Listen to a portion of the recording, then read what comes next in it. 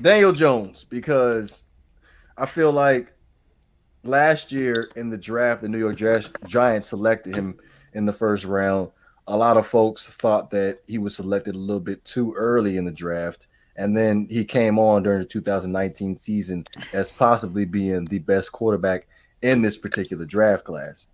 Now, watching this past Monday night's game against the Tampa Bay Buccaneers, the New York Giants were clearly put into some opportunities to solidify and win the game.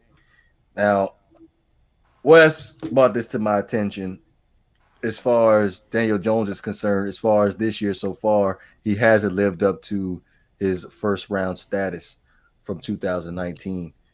I'm gonna Excuse me. speak on this real quick, and because my phone was dying, I don't know how much longer I got. Oh, Daniel good. Do your thing. Jones, he has officially solidified himself as a bust. That last game, that did it. Because there's no Mm. way some of the passes he threw, his man's covered.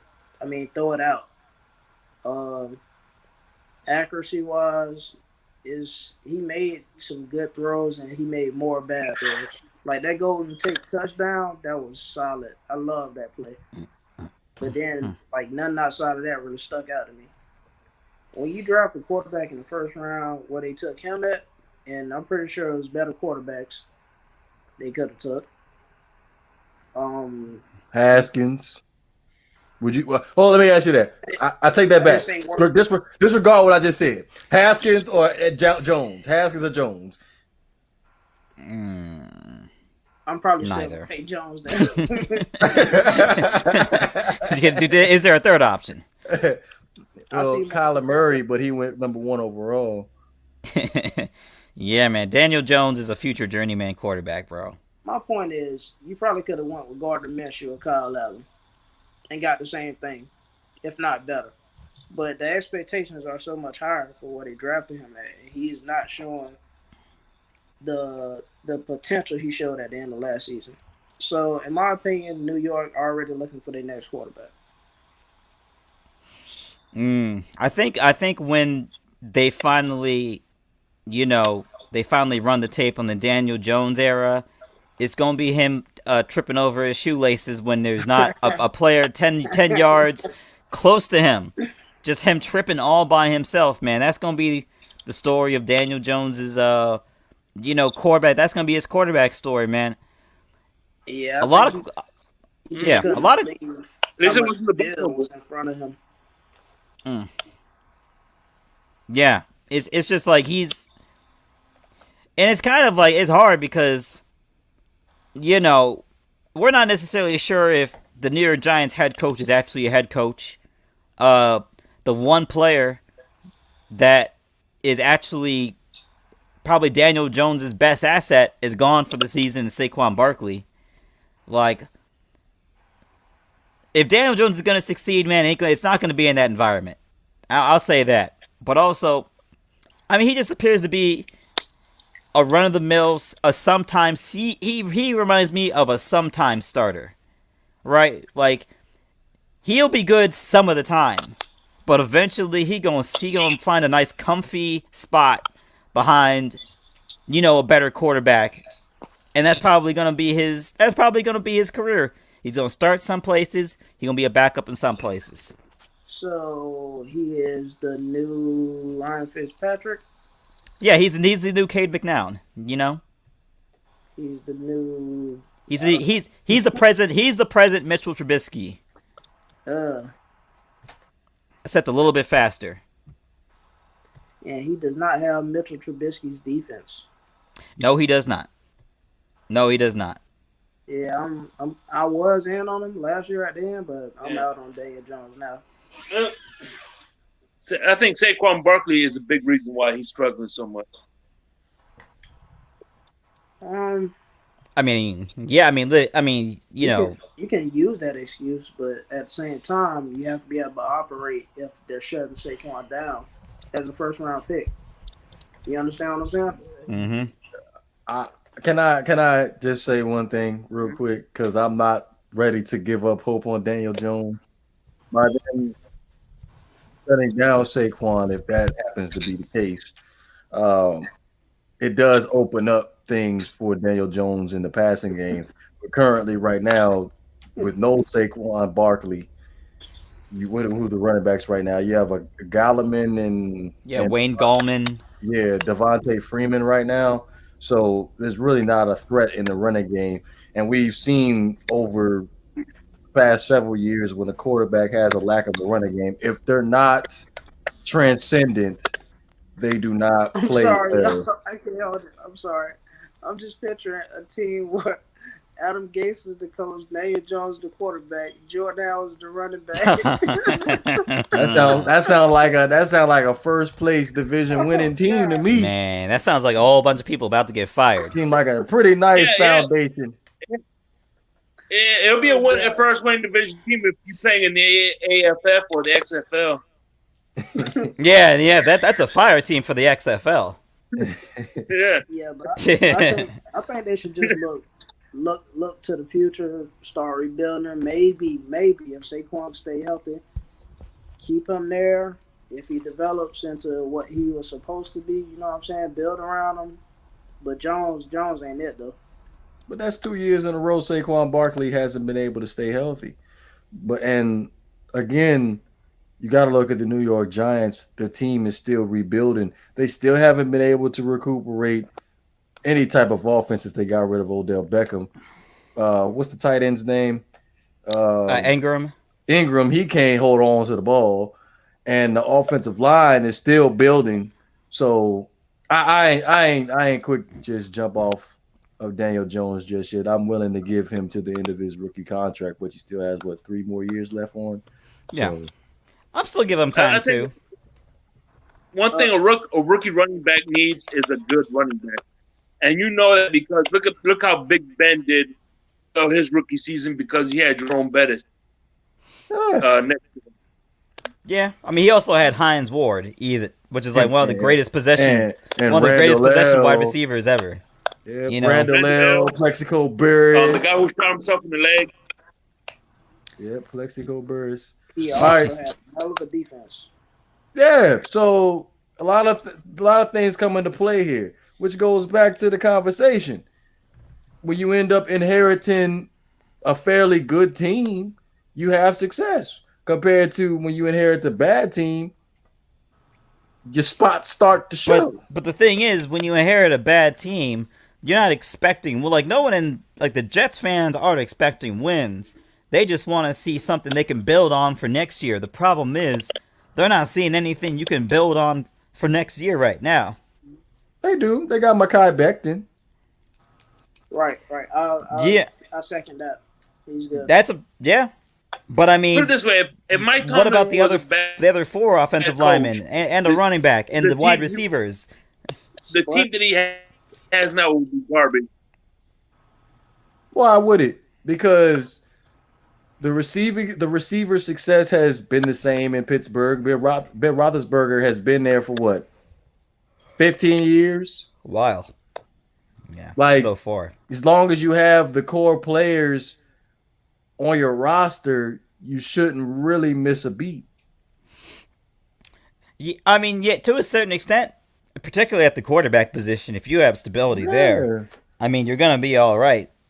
But that is not normal in the NFL. That is like a super luxury to be able to have the same quarterback for 15 years. Like that's a luxury.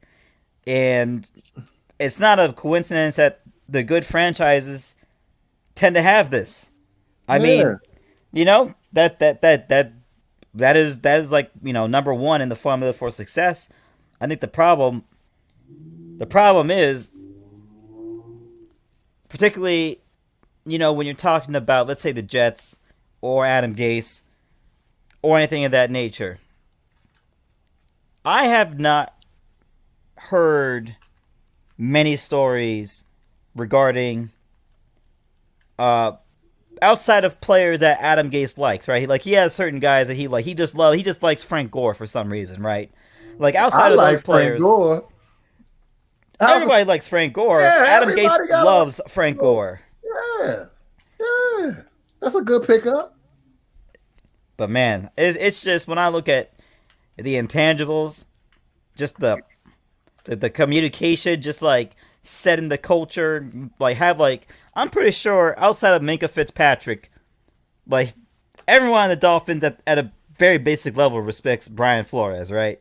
I haven't heard Cam Wake say a word. I haven't heard Ryan Tannehill say a word. I haven't heard anything from Cam Wake since he retired. So, Yeah, I'm pretty sure the question has came up about Adam Gase. but also, Adam Gase does not concern himself with the defense necessarily, right? The offense is his bread and butter. Well, it still seemed like Jamal Adams had a lot to say when he was trying to get up out of New York. Yes, he did. Well, he's probably out there at practice like, dog, this our offense this year? This ain't gonna work. Yeah, but again, man, like it all comes down to supporting cast. A lot of teams have this formula of where you draft your franchise quarterback first and then worry about everything else second, which I disagree. I think everything else should come first before you draft the franchise quarterback. I'd agree. You just plug that up in there.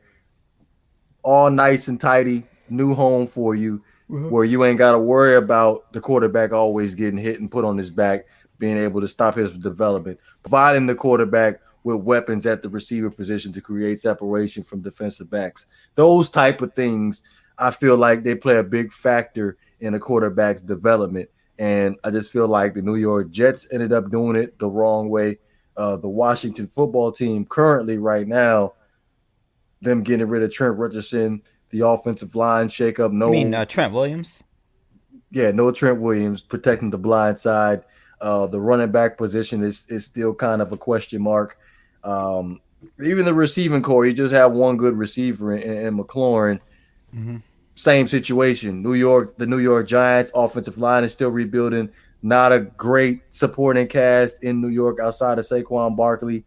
Like those type of things, they play a big, huge factor. Now, us as Miami Dolphins fans, we were fortunate enough to hit on some of these draft picks because nobody would have known that Austin Jackson would have been a day one starter and would have been solid there. Nobody would have known Solomon Kinley would have been a solid right guard for the Miami Dolphins. Nobody would have known that Robert Hunt would be a solid right tackle thus far. So those type of things really play a big, huge factor into drafting a quarterback in the first round.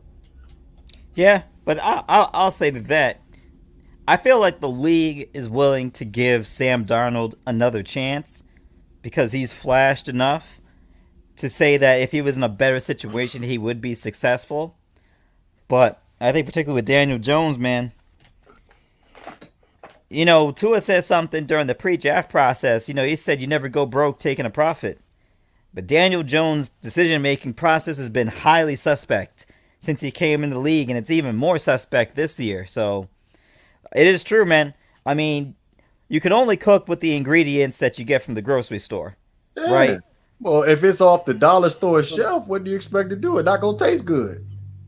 I mean, it depends whose here's hands the you put thing. it in, Gase record Adam Gase record as an NFL head coach is 30-40, with 31 of those losses by at least 10 points, the most of any coach since 2016.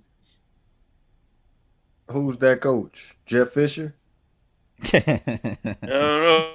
But Okay. So 30 of those losses are by he constantly gets blown out. And here's another thing. The Jets had more talent than the Dolphins did last year, and Dolphins are on the upswing. Jets are on the downswing. Why is that? What was the Jets' record last year? What was the Dolphins' record last year? They were 5-11. Mm-hmm. No, actually, they were 5-11 last year. The Dolphins They had more wins than we did. Yeah, but the Jets had more wins. Yeah, I'm just saying the Dolphins are 5-11. I don't know what the Jets had. Yeah.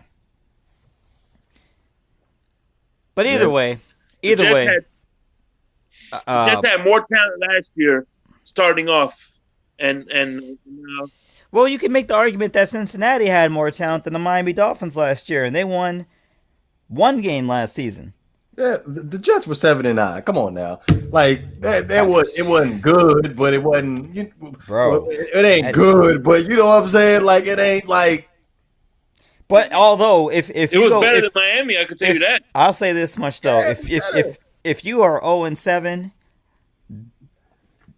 the GM's got to hold that bag a little bit too, because you know when I was watching that game, the Dolphins played the Jets. I was looking at the field and I was thinking to myself like, "Yo, who are these dudes out here playing ball right now? Who are these dudes?" I haven't heard outside of Avery Williamson. I ain't heard about one single one of these dudes. Yep. So the GM's got to hold that bag too. But I'm saying if you are as a franchise, you are rebuilding.